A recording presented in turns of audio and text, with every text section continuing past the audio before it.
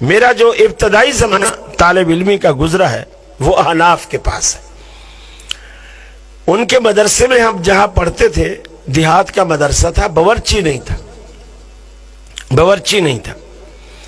اور جو دیہات کے گھر ہوتے ہیں انہوں نے یہ کہہ رکھا تھا ہمارے استاد جی کو کہ ہم روزانہ 2 بچوں کا کھانا دیں گے, کسی نے ہم 3 بچوں کا کھانا دیں گے, کوئی ہم 1 بچے کا کھانا دیں گے, لیکن ہمارے گھر سے بچے کھانا لے کر جائیں.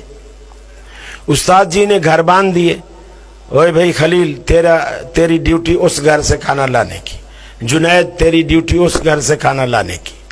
سب روز کھانا لاتے. استاد جی کے پاس ایک بڑا سا پتیلا ہوتا تھا. اب پورے گاؤں میں کوئی ساگ پکا رہا ہے, کوئی دال پکا رہا ہے, کوئی گوشت پکا رہا ہے, کوئی سبزی پکا رہا ہے, کوئی آلو بنا رہا ہے, کوئی کڑی بنا رہا ہے, کوئی کیا بنا رہا ہے. جو بھی لاتا استاد جی اسی پتیلے میں ڈال دیتے, پھر اس کو مکس کرتے. تو چیز بری نہیں ہوتی تھی, لیکن اگر کوئی پوچھ لے کہ آج تم نے کیا کھایا ہے تو ہم کسی کو بتا نہیں سکتے تھے کہ ہم نے کیا کھایا ہے.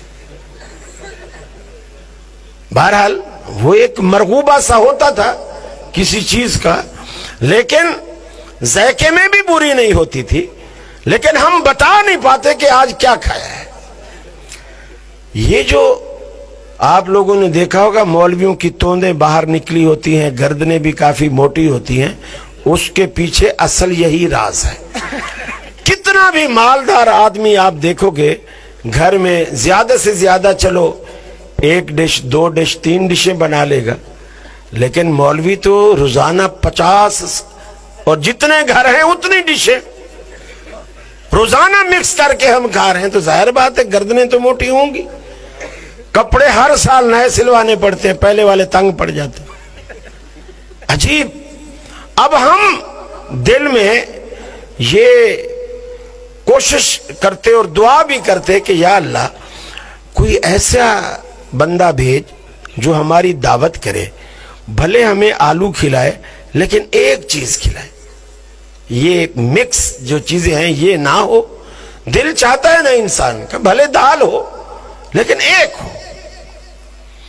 اور وہ موقع کب آتا تھا جب کسی کے ہاں فوتگی ہوتی تھی, کوئی مرتا تھا, وہ آتے تھے استاد جی کے پاس اور استاد جی کو بولتے کہ 15 طالب علم بھیج دو, آیت کریمہ کا ختم ہے. ہم وہاں چلے جاتے. وہ آیت کریمہ کے ختم کے لیے کچھ 1.25 لاکھ گٹھلیاں ہوتی, تھیلے میں بھری ہوئی تھی, وہ ہم کندھے پہ ڈالتے چل پڑتے, بڑا خوش اچھلتے بھاگتے. یہ وہ باتیں کہ آج مزہ آئے گا, آج بہت مزہ آئے گا.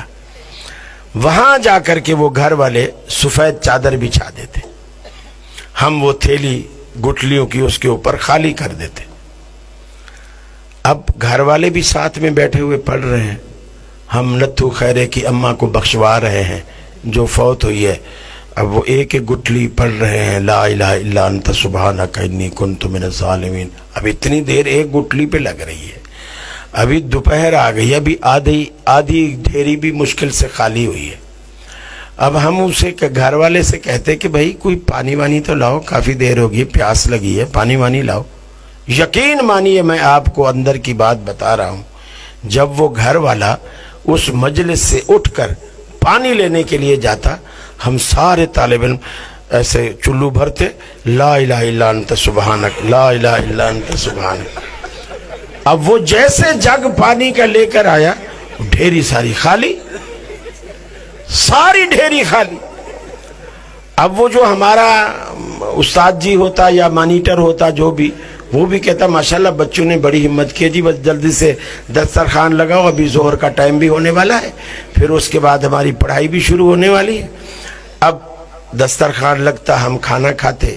وہی کسی نے آلو گوشت بنایا ہوتا, کسی نے صرف گوشت بنایا ہوتا, بڑا مزہ آتا.